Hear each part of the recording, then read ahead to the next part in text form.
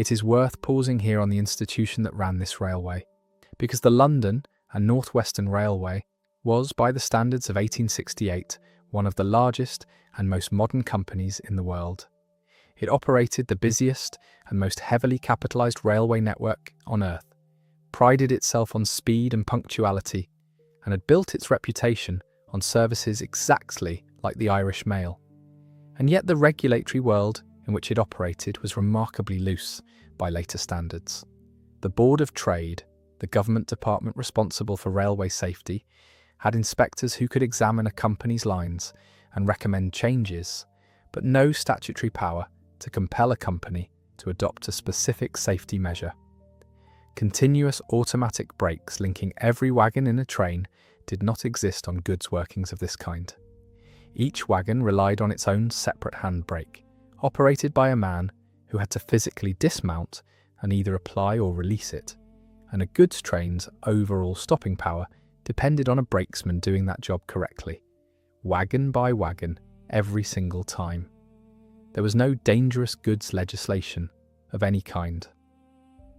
A wagon of paraffin oil was treated, for the purposes of shunting and marshalling, exactly the same as a wagon of coal or stone. Nothing about how it was coupled, braked or handled reflected the fact that it was carrying 1,700 gallons of a substance that would ignite instantly if spilled and exposed to a spark.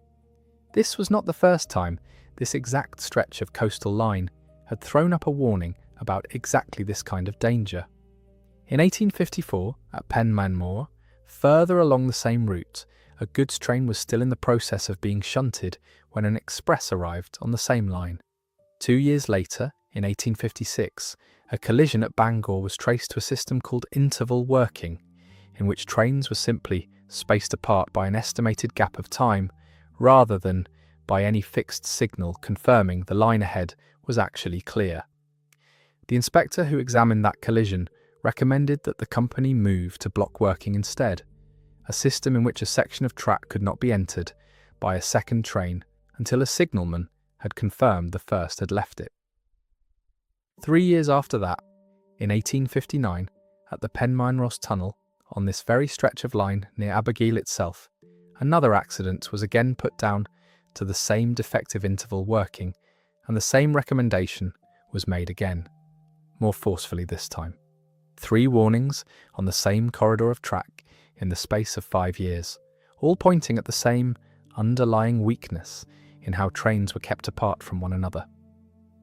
None of this means anyone in 1868 was thinking about paraffin oil or shunting brakes as they went about that summer. It means the company already had, on paper, direct evidence that goods movements and passenger expresses did not mix safely on this line, and that recommendations to fix it had already been made twice, and had not, evidently, been enforced with sufficient force to change daily practice at a siding like Llanddulas. The rules that were supposed to prevent exactly this kind of collision already existed. What did not exist was any real mechanism to make sure they were followed. The Llanddulas sidings themselves tell you a great deal about how this gap between rule and practice operated in daily life. These were the sidings where quarry wagons were detached from passing goods trains and shunted off onto separate track for loading and unloading, a piece of everyday railway infrastructure that, remarkably, had never been formally inspected or approved by the Board of Trade at all. It existed and functioned purely on the authority of the company's own internal rules. Rules that instructed staff not to carry out shunting movements on the main line within 10 minutes of a passenger train being due. That rule, on paper, would have prevented everything that followed. In practice, according to the inspector who later examined this disaster, it was a rule constantly disregarded, one of many company regulations that existed, in his memorable phrase, mainly to be produced after an accident, rather than to shape behaviour before one. That was the first failure behind what happened, a set of good rules, a documented history of near-identical warnings, and a siding that had simply never been checked by the one body with the authority to insist those rules be followed. The second failure concerned what those rules actually asked of the men working the sidings that day, and how thin the margin for error really was. A standard goods train relied on two things to stop safely: the individual hand brakes fitted to each separate wagon, which had to be manually applied by a brakesman walking the length of the train, and the brake fitted to the guard's van itself, which the brakesman riding in that van could apply from inside. There was no single lever that stopped an entire train at once. Stopping power was distributed, wagon by wagon, among men who had to do the job correctly every time, with no automatic safeguard if they did not. On the day of the disaster, an LNWR goods train of some 43 wagons had left Abergele shortly after noon, reaching the Llanddulas sidings around 10 minutes later to detach a portion of its wagons destined for the quarry. This was a completely ordinary piece of yard work, the kind of shunting move carried out at sidings like this one every single day without incident. Two of the wagons being detached that afternoon happened to be loaded with barrels of paraffin oil, roughly 50 barrels between them, amounting to something in the region of 1,700 gallons. There was nothing in the company's procedures that treated those two wagons any differently from wagons carrying stone.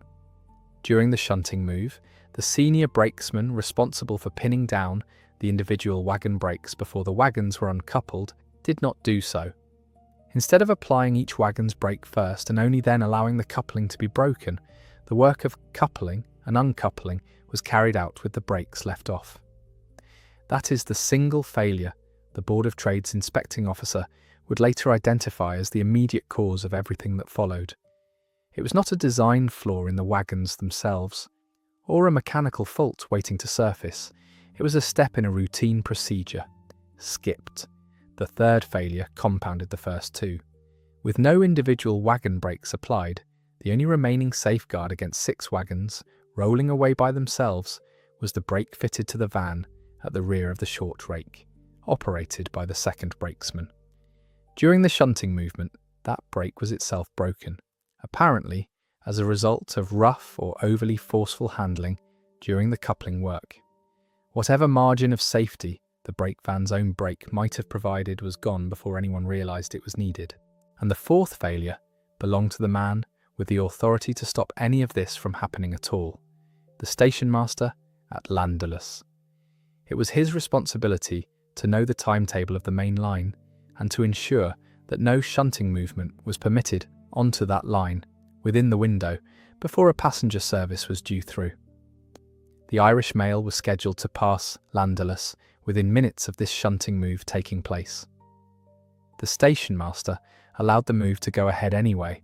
4 small failures, each one on its own, perhaps survivable, a brake left unpinned, a van brake broken by rough handling, a rule about timing not enforced, and a man with the power to say no, who did not say it. None of these decisions was made by a villain. Each was made by an ordinary working man doing a routine job on an ordinary Thursday, cutting the same corner that had probably been cut at this siding 100 times before without consequence. This time, the wagons did not simply sit still after they were uncoupled. On a gradient falling steadily toward Abergele, with no brake holding them and nothing stopping their motion, they began, quietly, to roll. The morning of the 20th of August had begun like any other for the men working the Llanddulas sidings, and like any other for the passengers gathering at Euston Station in London the previous evening to begin the long overnight and morning journey toward Holyhead. There was no sense of occasion attached to this particular working of the Irish mail. It was simply the daily service, running to its usual timetable, carrying its usual mixture of first-class gentry, ordinary travellers, and post office sorters bent over their bags of letters in the front van. Arthur Thompson brought his engine up through North Wales that morning, exactly as he had done countless times before, watching the coastline unfold to his left as the train made its way toward the final stretch before Holyhead. He had no reason to expect anything different about this particular run. It was for him simply another day's work, on a line he could probably have driven with his eyes shut, So familiar was every curve and gradient between Chester and the coast. At Llanddulas, the ordinary business of the day was already underway. The 43-wagon goods train had come down from Abergele shortly after noon, and by around 12:30, the work of detaching the quarry traffic, including the 2 wagons of paraffin oil, was proceeding much as it always did. There was nothing in the pace or manner of that work to suggest anyone involved thought they were taking a risk. This was routine. It had been routine the day before, and the day before that. Lord and Lady Farnham, somewhere in the first-class carriages toward the front of the train, were doing what any couple on a long cross-country journey did to pass the time, settled into their compartment with a quiet expectation of reaching the Welsh coast, and then the crossing to Ireland later that day. The Chinneries, travelling with their own servants, were similarly occupied. Judge Berwick and his wife had no more reason than anyone else aboard to give the passing Welsh countryside any particular attention. Further back, the Marquis of Hamilton sat in a carriage that would, within the hour, put him in a position no one else aboard the front of the train would share, that of a witness rather than a casualty. None of them could see, and none of them had any way of knowing that a few miles ahead of them, on a stretch of falling track around a bend near Abergele, 6 wagons had begun to move. At approximately 25 minutes past 12, or shortly after, the 6 uncoupled wagons at Llanddulas, their handbrakes unpinned and their van brake broken, began to roll under nothing more than the pull of the gradient itself. There was no noise to announce it, no whistle, no signal. They gathered speed slowly at first, the way anything does on a shallow slope, and then more steadily as they moved off the sidings and onto the main line, rolling down toward Abergele on the very track the Irish mail was due to use within minutes. At around 39 minutes past 12, Arthur Thompson, driving the Irish mail, at a speed estimated at somewhere between 28 and 30 miles an hour, came round a curve roughly 1 3/4 miles short of Abergele station, and saw for the first time 6 wagons rolling toward him out of the bend ahead, perhaps 200 yards away. There was no time to do anything meaningful with that information. A locomotive travelling at that speed cannot be stopped in 200 yards. Thompson had, at most, a handful of seconds. The collision that followed was close to head-on. The wagons, moving at an estimated 12 to 15 miles an hour by the time they met the oncoming train, struck the engine and its tender with enough force to throw both from the rails, the engine toppling to one side, the tender to the other. The leading guard's van also left the track, and in that same instant, the casks of paraffin oil aboard the 2 loaded wagons ruptured under the force of the impact. Paraffin oil does not need much encouragement to ignite once it is spilled and exposed to the heat and sparks of a derailing steam locomotive, and it did not wait long. Within moments of the collision, fire had taken hold along the front of the wrecked train, engulfing the leading 3 or 4 carriages and the post office van in flames. A passenger in one of the rear carriages, the Marquis of Hamilton, who escaped the fire entirely because of where he happened to be sitting, later described watching flames leap some 20 feet into the air from the wreckage ahead of him. He was among the few near the front of the train to survive. It was almost everyone ahead of him who did not. The fire spread with a speed that made any rescue of those trapped in the front carriages effectively impossible from the very first minutes.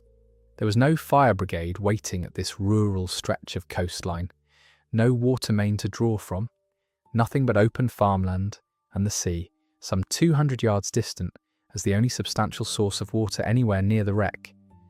33 people, in those first minutes, and the hour that followed, lost their lives in that fire. Their formal cause of death, insofar as it could be established at all, was the fire itself. Many of the bodies recovered afterward were burned so completely that no one could identify who they had been simply by looking. That fact would shape everything about how this disaster was understood and mourned in the days that followed, and it deserves to be stated plainly, once and then left alone. Identification of most of the dead depended not on recognising a face but on a handful of small personal objects that had survived the flames when their owners had not. A crested pocket watch, a ring, a tiara ornament, the fittings from a set of luggage. These were what remained to tell 33 families who exactly they had lost. Arthur Thompson, though thrown and injured in the collision, was not among the dead, and in the confusion immediately after the crash he did something worth setting down plainly. Rather than remaining with his wrecked engine, he moved to uncouple the 6 rear carriages, the ones behind the blaze, from the burning wreckage ahead, very likely saving those carriages and their occupants from being drawn into the fire as it spread. It was the last significant act of a working life that would end quietly and almost unremarked only 2 months later, when Thompson died of causes his death certificate would record as hastened by the injuries and shock of that August afternoon. He's not counted among the 33. He might reasonably be considered a 34th casualty of the same few seconds near Llanddulas. Word of the fire reached the surrounding farms and the Llanddulas quarries within minutes, carried by the sound and the smoke rather than by any formal alarm. Farm labourers and quarrymen were among the first on the scene, and finding no fire engine and no hydrant anywhere near this stretch of open coastline, they did the only thing available to them. They formed a human chain down to the sea, some 200 yards away, passing buckets of seawater hand to hand up toward the burning carriages. It was slow, exhausting, and manifestly inadequate against a blaze already consuming 4 carriages soaked in paraffin oil, but it was what these men had, and they kept at it. The most visible of Rich's recommendations, and the one that left the deepest physical mark on the railway network, concerned how a runaway wagon should be dealt with before it ever reached a running line at all. In the years following Abergele, catch points became standard practice on gradients like the one at Llanddulas, a simple but deliberate device built into the track itself. A set of points positioned so that any wagon rolling away uncontrolled, exactly as those 6 wagons had done, would be diverted off the main line and derailed harmlessly onto a siding or an embankment before it could ever reach an oncoming train. It was not a subtle piece of engineering, and it was not meant to be. Its entire purpose was to sacrifice a wagon rather than a train full of passengers, to fail safely rather than not fail at all.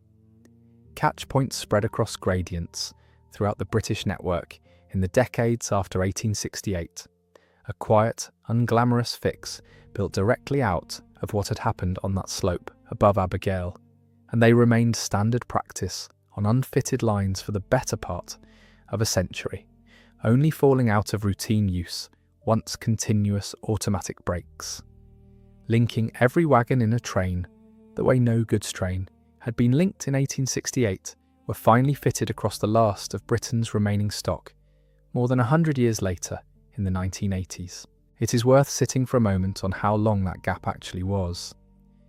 The technology that would have prevented 6 unbraked wagons from rolling anywhere at all, a brake system connecting every wagon so that one man in the front engine could stop the whole train at once, was not new in principle, even in 1868. Engineers had proposed continuous braking systems for railways for years before this disaster. What Abergele exposed was not an absence of ideas but an absence of obligation. No law compelled the London and North Western Railway or any other company to fit such a system to its goods stock, and so for well over a century, after 33 people burned to death on a Welsh hillside, British goods wagons continued to rely on exactly the same vulnerable arrangement of individual hand brakes that had failed that August afternoon. Catch points were not a solution to the underlying weakness. They were an admission that the underlying weakness could not, or would not, be fixed quickly, and that in the meantime the network needed some way of containing the consequences when it inevitably failed again. The second thread of consequence ran through Parliament rather than through the permanent way, and it took considerably longer to arrive. It was not until 1879, 11 years after the fire at Abergele, that Britain passed its first piece of legislation specifically regulating the carriage of flammable liquids, such as paraffin, the Petroleum Act of that year. This was not passed as a direct or immediate response to this one disaster. It belonged to a broader and slower-moving concern about the growing use of petroleum products in ordinary commercial life, of which rail transport was only one part. But it is worth naming plainly what 11 years meant in practice. For more than a decade after 2 wagons of paraffin oil helped turn a train collision into the deadliest fire in British railway history, there remained no law in Britain governing how that same substance should be carried, packaged, or kept apart from passengers on a train. The company that ran the Irish Mail could, in that intervening decade, have gone on shunting oil wagons through Llanddulas exactly as it always had, and broken no statute in doing so. What changed sooner, and what mattered more directly to the specific failure that killed 33 people at Abergele, was the pressure the disaster added to the campaign for compulsory block signalling and continuous brakes on passenger workings, a campaign that had already been building since the warnings issued after Bangor and Penmaenros in the 1850s. Abergele became one more entry in a lengthening file of evidence that the railway companies could not be relied upon to adopt these systems voluntarily, however many inspectors recommended them. That campaign would not receive its full statutory teeth until the Regulation of Railways Act of 1889, passed in the aftermath of a later and equally devastating collision at Armagh in Ireland, which finally made block working, continuous brakes, and the interlocking of points and signals compulsory by law across the British network, rather than merely advisable. Abergele did not cause that act by itself, and it would be wrong to claim it did. But it stands as one of the documented data points along the 2 decades of preventable deaths that finally forced Parliament's hand, a fire that Colonel Rich had already told the government in 1868 could have been avoided by exactly the measures the Act would eventually require. There is a version of the modern railway, and indeed the modern world, of transporting anything dangerous by rail, road or sea that traces its lineage back through incidents exactly like this one.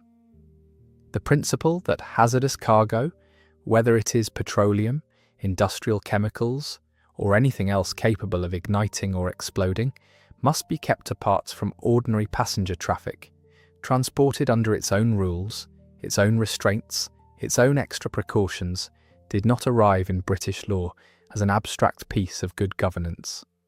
It arrived because time and again, across the second half of the 19th century, ordinary goods traffic and passenger expresses were allowed to share the same rails under the same casual rules, and every so often the result was catastrophic. The tank wagons that now carry fuel across the country under strict separation rules, the hazardous goods manifests that now travel with every dangerous cargo by rail, the entire modern apparatus of keeping the ordinary travelling public well away from anything that could burn or explode, has an ancestry that runs back through sidings like the one at Llanddulas, where none of that apparatus yet existed, and where the absence of it helped kill 33 people in the time it takes to walk from one end of a train to the other. Consider, too, what the accountability failure at Ruthin actually tells you about the world in which this disaster occurred. 2 working men, doing a routine job under time pressure, without automated safeguards to catch their mistake, were the ones put in the dock, while the company, whose sidings had never been inspected, whose safety rules were admitted by its own regulator to exist mainly for show, and whose flagship express service ran daily past an uninspected junction carrying flammable cargo without a second thought, faced no equivalent reckoning whatsoever. The brakesmen were acquitted, certainly, and no individual spent a single day in prison over the deaths of 33 people. But it is worth asking what a conviction would even have changed when the deeper failure sat not in the hands of 2 exhausted shunters, but in a company culture, described by its own government inspector, of rules kept on paper to be waived after the fact, rather than enforced beforehand. That is the shape of institutional failure this channel keeps finding, in one disaster after another across this island's history.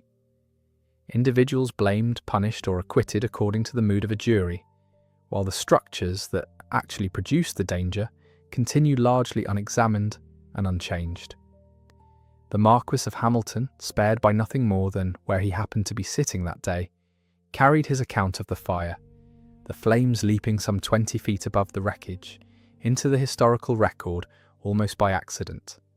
A single first-hand description from a man who had done nothing more remarkable than choose a seat 6 or 7 carriages further back than Lord and Lady Farnham.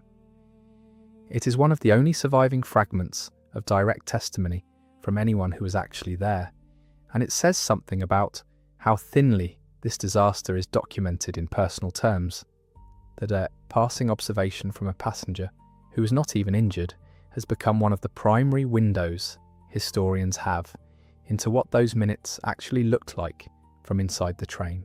The morning of the Irish mail's departure from Euston had its own particular rhythm, one repeated every day of the working year, regardless of who happened to be travelling.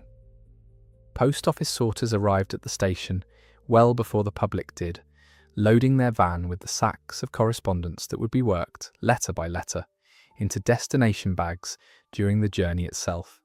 A travelling post office in miniature, timed so that mail bound for Ireland could be handed straight onto the waiting steamer at Holyhead without a moment's delay.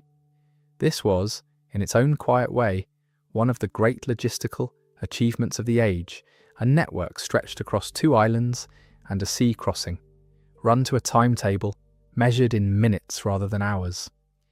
Nobody riding in the first-class carriages that morning would have given the sorters in their van much thought. Few passengers ever did, and yet it was that van, positioned near the very front of the train, for reasons of operational convenience rather than any thought of danger, that would find itself directly in the path of the collision to come. Baggage would have gone aboard in the usual fashion too, trunks and cases belonging to the Farnhams and the Chinnerys handled by porters, who knew from long experience which families travelled with which quantity of luggage and which needed extra care in the loading. Servants travelling with both families would have boarded in carriages nearby, their presence a reminder that a Victorian aristocratic household journeyed as a small travelling community rather than as isolated individuals. Valets and ladies' maids accompanying their employers on even a routine crossing to Ireland. Their names do not appear in the surviving record of who died that day in the way their employers' names do, an imbalance in the historical memory of this disaster that is itself worth acknowledging. Whoever they were, whatever their own hopes for that journey, they shared the same carriages, the same fire, and the same unmarked place in the mass grave that would receive them 5 days later. At Llanddulas, the quarry that fed the sidings was one of a scatter of limestone workings along this stretch of the Denbighshire coast, supplying stone that would be shipped on by rail to ironworks and building sites across Britain, part of the vast infrastructure of quarrying and heavy industry that supported Victorian Britain's railway boom in the first place, the same boom that had built the very track this stone now travelled on. The men who worked these sidings, coupling and uncoupling wagons with iron shunting poles, walking alongside slow-moving trains to release couplings by hand, calling instructions to one another over the noise of wheels and steam, were skilled in a trade that demanded constant attention and offered very little margin for a moment's distraction. Shunting was, by its nature, repetitive work, the same movements performed dozens of times a day, and it is precisely this kind of repetitive, physically demanding labour, done at pace under time pressure, in which a single step can be skipped almost without anyone noticing it has happened.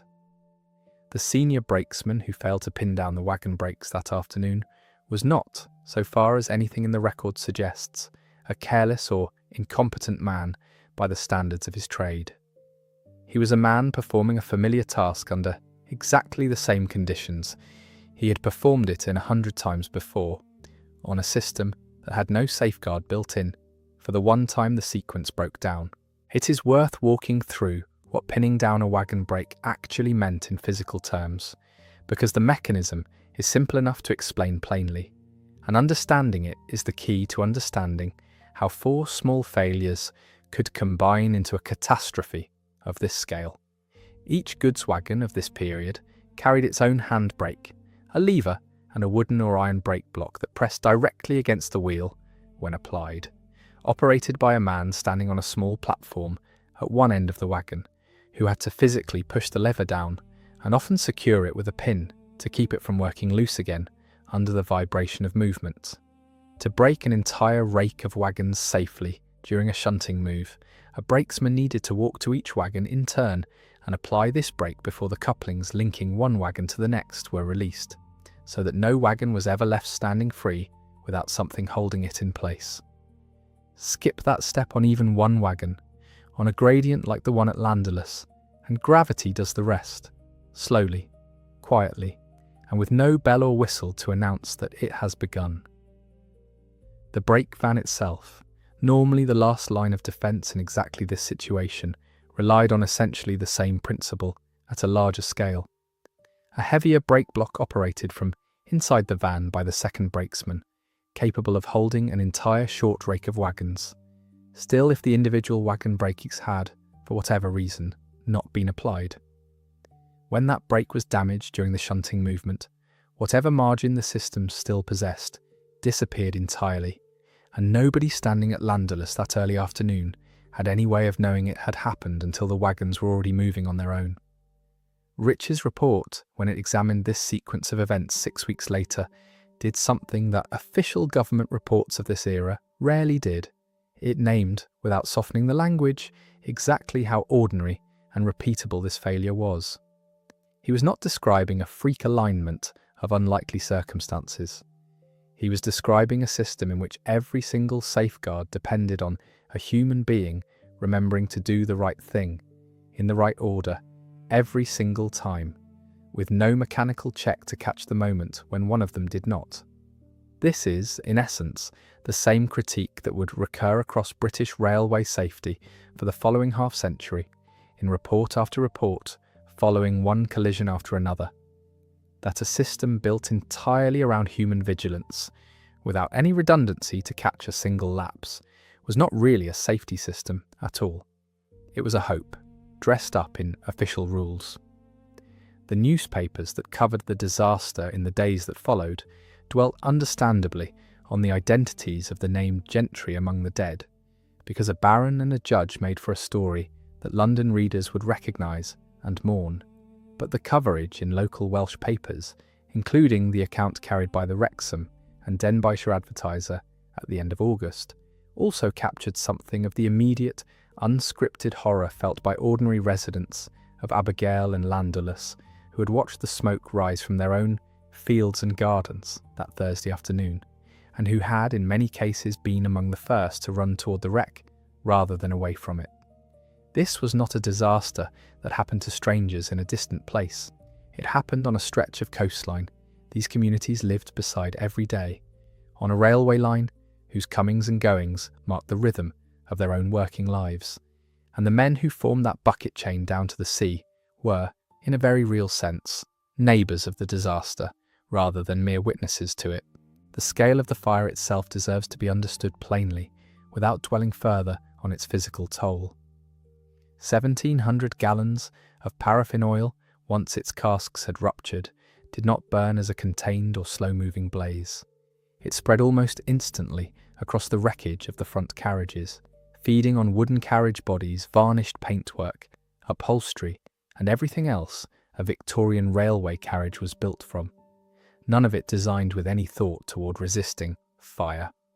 A modern railway carriage is built, in no small part, because of disasters exactly like this one, from materials chosen specifically for their resistance to flame. In 1868, no such consideration existed. A carriage was built to be comfortable, handsome, and durable against the ordinary wear of daily service, and nothing about its construction gave anyone inside it the slightest chance once paraffin fire took hold of the timber around them. It is also worth setting straight what did not happen that day, because the absence of certain kinds of failure matters as much as the presence of others. There was no explosion in the sense the modern imagination might supply, no single catastrophic blast that levelled the train in an instant. What happened was a rapid, spreading fire following directly on the heels of a violent but survivable collision, a fire that overtook the front of the train before anyone caught within it had any realistic chance of escape, while passengers in the rear carriages, including the Marquis of Hamilton, escaped essentially unharmed, close enough to see the flames and feel the heat, far enough back to walk away from the wreck under their own power.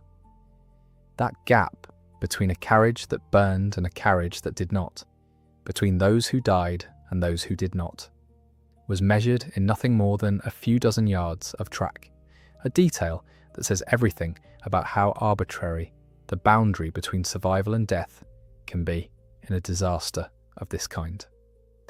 The company's own response in the aftermath, beyond meeting the cost of the mass funeral at St. Michael's, extended to little in the way of immediate structural change, at least not in the weeks between the fire and Rich's report in October.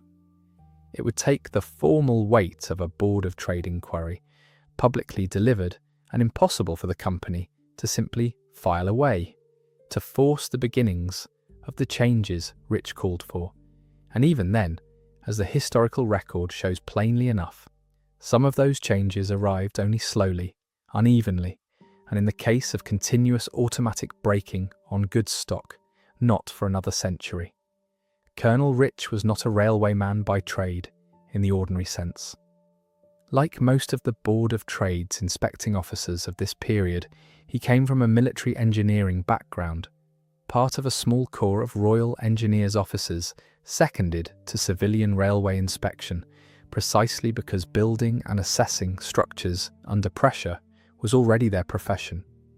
This mattered, because it meant the men entrusted with judging whether a private company's safety practices were adequate were, by training, engineers first, and civil servants second, inclined to describe a failure in exact mechanical terms, rather than to soften it for the comfort of the company being examined. Rich's report on Abergele reads, in this sense, as a document written by a man who understood precisely how a wagon brake worked, how a gradient behaved under an unbraked load, and how little tolerance a system like this had for a single missed step, and who therefore had no patience for the suggestion that what had happened was simply misfortune. It is worth understanding too just how limited Rich's actual power was, because it explains why his findings, however clear, could not by themselves force the London and North Western Railway to do anything at all. The Board of Trade's Railway Inspectorate had been established some decades earlier, specifically to examine new lines before they opened and to investigate accidents once they had happened, and its officers could publish their findings, make recommendations, and, in the most serious cases, decline to certify a new line as safe to open. What they could not do was compel an existing company to adopt a specific safety measure on an existing line, however dangerous that line's practices had been shown to be. A recommendation from a Board of Trade inspector carried the weight of expert authority and nothing more. Whether the London and North Western Railway acted on any particular recommendation was, in the end, a matter for the company's own board of directors, weighing the cost of the change against the reputational and moral pressure of having just killed 33 people through a documented and preventable failure. This gap between expert recommendation and legal obligation was not unique to this one company or this one disaster.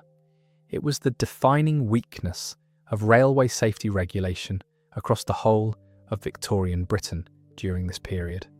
A system that trusted enormous, wealthy, and largely self-governing private companies to police their own practices informed but not compelled by the government department nominally responsible for public safety on the rails. The London and North Western Railway was, by the standards of 1868, one of the largest commercial enterprises on earth. Its shares held by tens of thousands of investors across Britain, its network stretching across most of the country's industrial heartland, and its influence in Parliament considerable. A government department with a handful of inspecting officers and no statutory teeth was never going to compel a company of this size to reorganise its shunting practices overnight. However plainly, one of its own officers had just demonstrated the human cost of not doing so. It is against this backdrop that the acquittal at Ruthin in the spring of 1869 takes on its fuller meaning. The two brakesmen who stood trial were in effect the only individuals the legal system found any mechanism to hold to account at all. The company itself faced no prosecution, no fine, no legal sanction of any kind, because there was, quite simply, no offence in English or Welsh law under which a railway company could be charged for having failed to inspect its own sidings, or for having tolerated a culture in which its own safety rules were routinely ignored. Corporate liability for this kind of systemic failure would not exist in any meaningful form for generations. The only people the law could reach were the two men who had been standing at Llanddulas that Thursday afternoon, doing the actual physical work of shunting, and when the jury at Ruthin concluded in under 10 minutes that responsibility for the sequence of failures did not rest solely or even primarily with them, there was nowhere else for that verdict to go. No one else was in the dock. No one else, under the law as it then stood, ever could have been. The wider public conversation this disaster produced in the months that followed was not confined to railway circles. Newspapers across Britain, reporting a fire that had killed more people than any previous railway accident in the country's history, used it to ask a broader question that had been building in the national conversation for some years, by 1868. Whether the railway network, for all the speed and convenience it had brought to national life, had been allowed to grow faster than the systems meant to keep it safe. Britain had built, in barely 4 decades, a railway network that connected nearly every substantial town in the country, carried millions of passengers a year, and had transformed how ordinary people worked, travelled, and lived. That growth had been driven almost entirely by private capital, private companies, and private decision-making, with government oversight arriving, in most cases, only after the network itself was already largely built. Abergele became one of the moments in that long argument where the human cost of that arrangement was impossible to ignore or minimise. 33 people burned to death, not because the railway itself was inherently unsafe, but because the practices governing how ordinary goods traffic was handled around passenger expresses had simply never caught up with the speed and scale at which the network itself had grown. The particular danger posed by paraffin oil deserves its own moment of attention, because this was a substance whose presence on Britain's railways in 1868 was itself a marker of a rapidly changing world. Paraffin refined from mineral oil had become, over the preceding decade, an enormously popular fuel for domestic lighting across Britain. Cheaper and often more reliable than the whale oil and tallow candles, it was steadily displacing in ordinary households. Demand for it had grown quickly enough that substantial quantities were now being moved by rail from refineries and ports to towns and cities across the country, carried, as this disaster demonstrated, with no more care or restriction than a wagon of coal or stone. The very same domestic convenience that let a family in a Welsh market town light their evening rooms more cheaply and more brightly than their parents had been able to was, at the other end of its journey, from refinery to household, riding in wagons with unpinned brakes on a gradient above Abergele. It is a detail worth holding in mind precisely because it complicates any easy story of villainy or negligence. Nobody at Llanddulas that day was doing anything except moving an increasingly ordinary commercial good through an increasingly ordinary industrial process, using a set of practices that had simply never been examined closely enough to reveal how dangerous they had become. Arthur Thompson's final 2 months, between the disaster in August and his death in October, receive only a brief mention in the surviving record, but they are worth sitting with a little longer because they represent one of the quieter costs of a disaster of this kind, a cost that does not appear in any official death toll. Thompson had been thrown in the collision and carried injuries from it, and though he lived to give an account of what he had seen, his health did not recover. His death, when it came 2 months later, was certified as having been hastened by the shock and physical injury of the crash, layered on top of an existing condition that might otherwise have troubled him for years without ending his life so soon. He is not counted among the 33 names carried by this disaster in the official reckonings, and no memorial bears his name alongside theirs, but the line between the toll that was recorded and the toll that was not is, in his case, a matter of a few weeks in a coroner's form, not a meaningful difference in cause. He drove the Irish mail that day exactly as he had been trained to, saw what could not be avoided, and did what he could for the survivors immediately afterward before quietly becoming a casualty of the same afternoon himself, in his own time, largely out of the public eye. The 2 brakesmen and the station master, whose names never survived in any record consulted about this disaster, present a different, harder kind of absence. It is tempting, in telling an account like this one, to want a name to attach to every consequence, every decision, every moment of blame, but honesty requires acknowledging where the record simply does not go. These were, in all likelihood, working men of no particular public standing, exactly the kind of men whose names appeared in company employment ledgers and parish records, but rarely in the newspapers that covered a disaster like this in terms of its aristocratic victims, rather than its ordinary participants. Their anonymity in the historical record is not a gap in the research behind this account. It is a feature of how Victorian Britain chose to remember disasters of this kind in the first place, preserving in careful detail the names, the jewellery, and the biographies of the titled dead, while the men whose actual hands had been on the brakes that afternoon faded into generic professional description within a matter of years. The block telegraph system Rich called for enforcing, and which his predecessors had already recommended twice on this very stretch of line, worked on a principle that seems almost obvious once explained, and yet had taken railway companies decades to adopt with any consistency. Under interval working, the system in use at the time of this disaster, trains were kept apart simply by timing, a fixed number of minutes allowed to pass after one train departed before the next was permitted to follow it into the same section of track, on the assumption that this gap would be enough to prevent the second train catching the first. It was a system built on estimation rather than certainty, and it made no allowance whatsoever for a train, or in this case, a set of runaway wagons, that was not where the timetable assumed it would be. Block telegraph working replaced that estimate with a fact.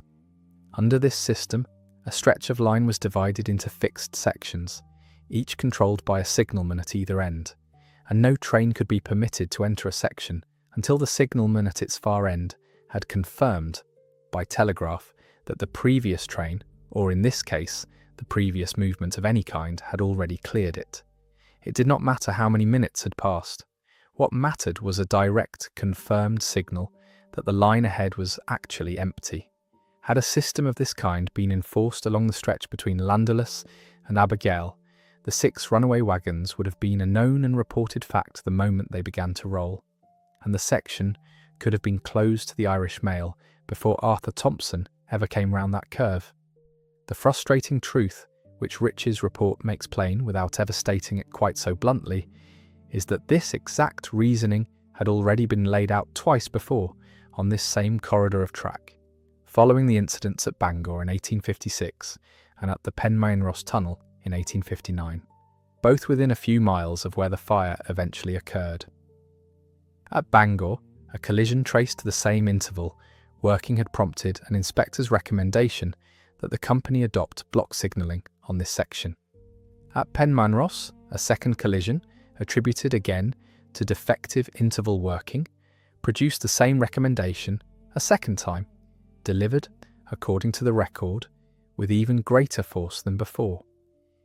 Two formal warnings from two separate government inspectors addressing two separate accidents on the same stretch of the London and North Western Railway's most prestigious route in the space of 3 years. Neither warning is recorded as having produced a systematic change that would have prevented what happened at Llanddulas 9 years later. It is difficult to imagine a clearer paper trail demonstrating that this disaster was not simply unforeseeable bad luck. It had, in the driest and most literal sense, already been foreseen in writing, twice, by name, on this exact piece of railway. The quarry traffic that made Llanddulas a working siding in the first place was itself part of a broader pattern in how Victorian railway companies built their networks and their revenue. Passenger services like the Irish Mail carried prestige, and in the case of the mail contract, a valuable and closely guarded source of income. But the daily bread of a company the size of the London and North Western Railway came overwhelmingly from goods traffic, coal, stone, iron, and the raw material of an industrialising country, moved in vast tonnages along the same lines that carried its named express trains. A siding like Llanddulas, feeding limestone from a modest coastal quarry onto the national network, would have represented an entirely unremarkable and profitable piece of the company's daily business, one of hundreds of similar arrangements across its territory, none of them individually significant enough to attract particular scrutiny from a board of directors managing a network of this scale. It is precisely this ordinariness that makes the disaster so instructive. Nothing about Llanddulas marked it out before the 20th of August as a place where anything out of the ordinary was likely to happen. It was one junction among hundreds, doing exactly what junctions like it did every day across the country, and that is what made it so easy to overlook until the one afternoon its ordinary practices met an oncoming express at the wrong moment. The manner in which the dead were identified, through personal effects rather than recognition, was not unique to Abergele, though the scale of it here was unusually severe. Victorian railway disasters involving fire presented coroners and families with a particular and painful difficulty that collisions alone did not, because a body recovered from a simple derailment could usually still be recognised by those who had known it in life, while a body recovered from a fire of this intensity often could not. The families of the Farnhams, the Chinnerys, and the Berwicks were spared the fullest extent of this difficulty, only because each of them carried, by the ordinary habits of their class, distinctive personal items, a crested watch, a set of jewellery that could be traced back to a known individual with some confidence. For the majority of the 33 who died that day, travelling without such distinctive possessions, or whose possessions did not survive the fire clearly enough to be traced, no such confirmation was ever possible. And it is likely that some portion of those 33 remain, even in the balanced accounting kept by local historians since, effectively unnamed, present in the total but absent from any individual record. The London and North Western Railway's own conduct in the years immediately following the disaster is worth setting down plainly, because it neither vindicates the company nor condemns it beyond what the record actually supports. There is no evidence the company resisted Rich's recommendations outright, and the broader adoption of catch points on gradients across its network in the following years suggests at least a partial and genuine response to what his report had identified. But there is equally no evidence of the kind of sweeping, urgent overhaul that 33 deaths might reasonably have been expected to produce. The pace of change was the pace of Victorian railway regulation generally, incremental, dependent on the goodwill and commercial judgment of individual companies, and only occasionally accelerated by the kind of public pressure that followed a disaster severe enough to make national headlines. Abergele made those headlines.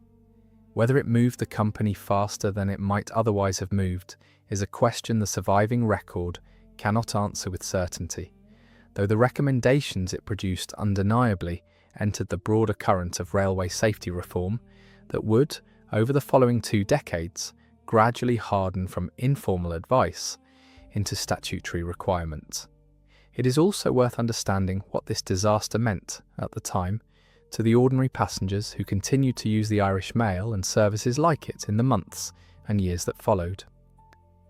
Railway travel in 1868 was still, for many Britons, a relatively recent addition to daily life, a mode of travel that had transformed the country within living memory of people still travelling on it, and disasters of this scale inevitably fed a public anxiety that had never entirely gone away since the earliest days of steam locomotion. Newspaper coverage of Abergele sat alongside coverage of railway share prices, timetables, and the ordinary business news of a country that had staked an enormous portion of its economic life on this new form of transport, and the tension between those two kinds of coverage, the excitement of speed and connection on one hand, the fear of exactly this kind of catastrophic failure on the other, ran through public discussion of the railways for the whole of the Victorian period. Abergele did not resolve that tension. It sharpened it, adding one more data point, one more name in the newspapers, one more grave to an argument that would not be settled by any single disaster, however severe, but only by the slow accumulation of them, each one forcing some further concession from companies and Parliament alike. The stretch of line where this happened remains, to this day, a working railway carrying passenger and freight traffic along what is now known as the North Wales coastline, connecting the same towns, Abergele, Llanddulas, and on toward Holyhead, that the Irish Mail once served. Trains still run this route several times a day, most of their passengers giving no particular thought to the curve east of Abergele station, where, on one Thursday afternoon in 1868, 6 wagons rolled silently into the path of an oncoming express. There is little to mark the spot itself as anything other than an ordinary piece of coastal railway, the land having long since returned to the same quiet, unremarkable appearance it held before the fire, farmland and track and the sea beyond, exactly as it looked to the labourers who ran their bucket chain down to the water that day. What stands at St Michael's churchyard in Abergele today is a single grave and a memorial bearing 33 names, most of them known only through a watch case, a ring, a scrap of jewellery, the last things fire could not take from them.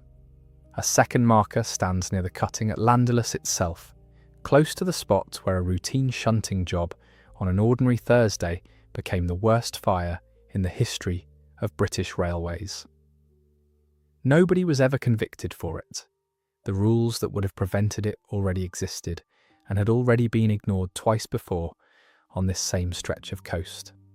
On that warm August afternoon, 33 people boarded a train and never came home. There was no storm, no act of God, nothing but a brake left unpinned and a station master who let a shunt run into an express's path. What they left behind was a watch, a ring, a single grave, and eventually catch points built into gradients across the country, and a law, however late, keeping dangerous cargo off the lines ordinary people travel. That is what remains of Abergele. 33 names and the quiet insistence still written into the railway you ride today, that it must never be allowed to happen again.